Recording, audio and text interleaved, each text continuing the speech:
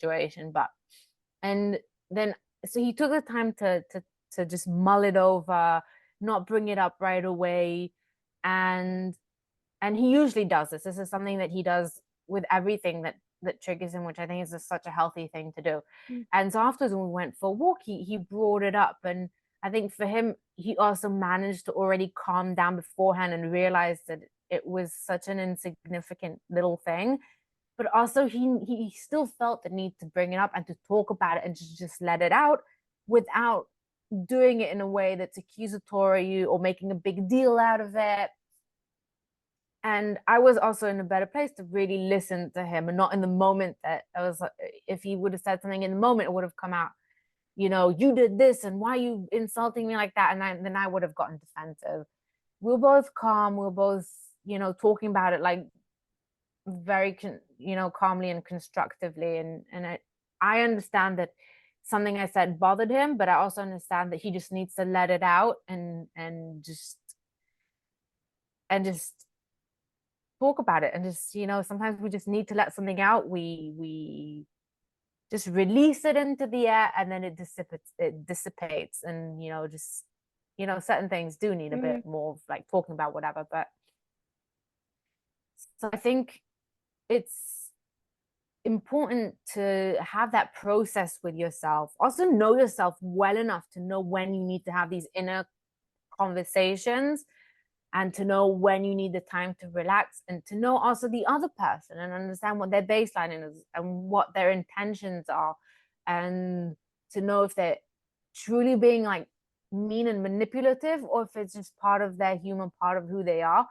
But also, you want to grow together and you want to understand each other's process. And I want to know that if I ever cross the line, he can come to me and tell me, because I don't want to be that person who constantly jokes at someone else's expense or crosses the line and everything. So again, it's that cycle of healthy communication, both with yourself and with the person that you're with. Yeah, yeah, completely. And I think so, with my analogy of monkey brain, what would have happened is that he received the message of um she's mocking me, danger, danger, get out, get out, get out. Mm-hmm. But because he's so, I mean, this is unsurprising with all I've known from him, of just he's so good about dealing with these things, that he took a moment back, had a conversation with himself. I mean, actually or metaphorically, whatever, and then just talked it down, but still said, okay, just so this provoked this negative thing about me, and probably wasn't expecting anything in return. He was just like, just so you know, this happened. Yeah. Because at that time he was in a right state of mind, but if he were dealing with something deeper, maybe it would have hurt him even more. And I think that's the perfect way of reacting. It's silly. If he had, taking offense to that type of thing from is silly. It's silly because you didn't Mm-hmm. mean anything from it, and he knew it, and then so he recognized that. But as soon as he kind of de-dramatizes it, it's not silly anymore. It's okay, well, to each their own, and we've each got our sensitivities, and you've probably got yours, and he maybe has already crossed them, and or will do for sure. We've each got our silly little things, and Yeah. as long as you don't make a big deal from it, then it becomes a serious conversation of just, I mean, serious conversation, not a serious conversation, but it becomes, okay, just so you know, this is a sensitive Yeah. subject for me, please be mindful of it.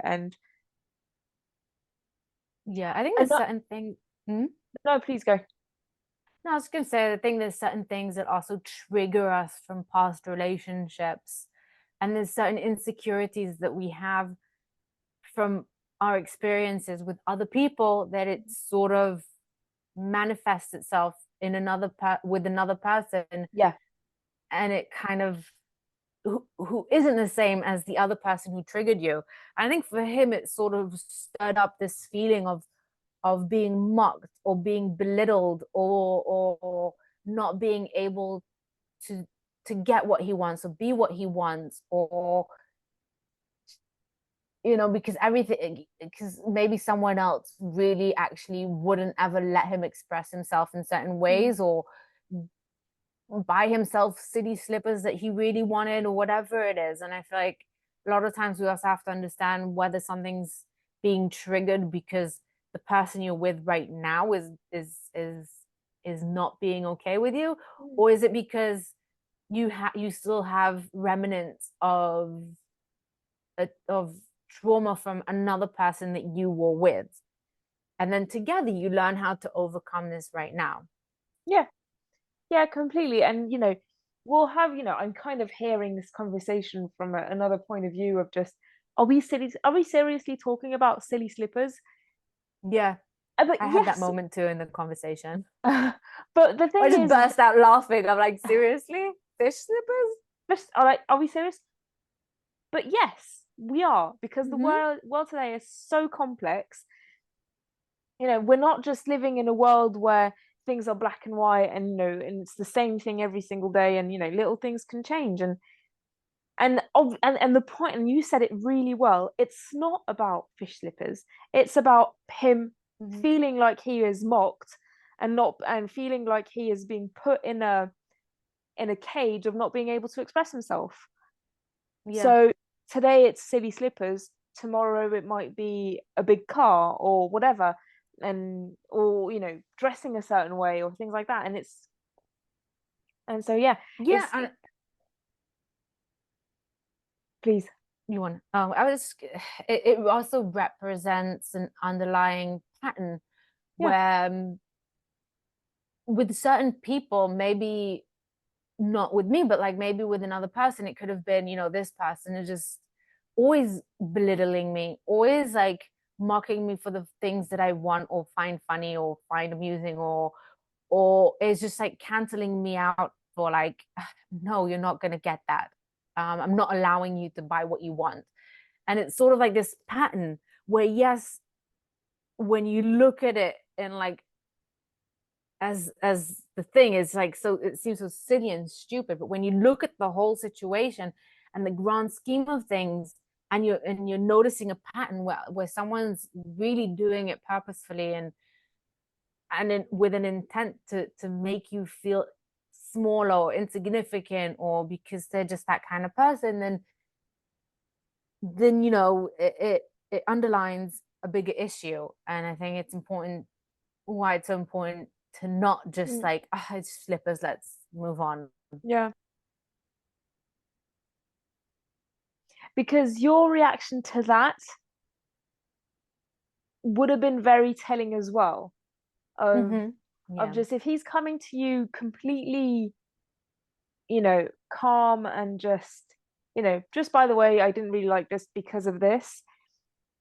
If you reacted and, "Oh, okay, I mean, let's talk about it and I'll be more mindful next time," that's one way of reacting.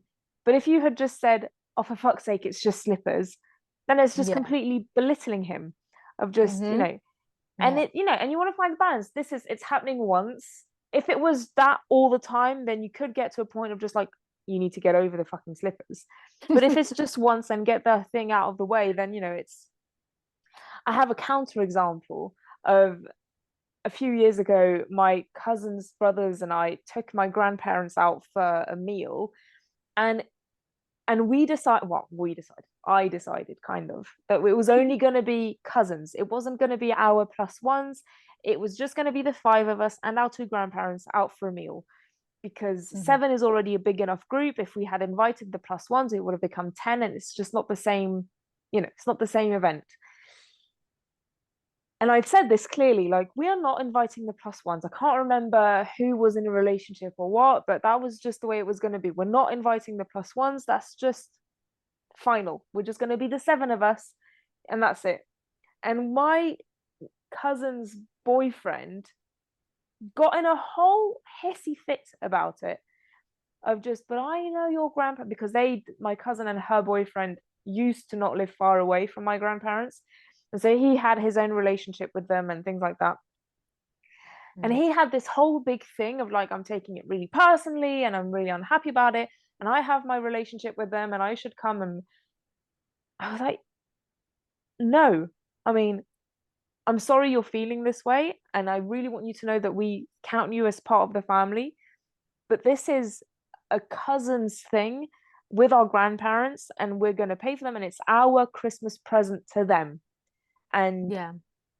you know, we all appreciate you and they love you and things like that, but it's not a thing about family or not family. It is just the five cousins and Yeah. It has them, nothing to do with and him. It's that's not it. personal.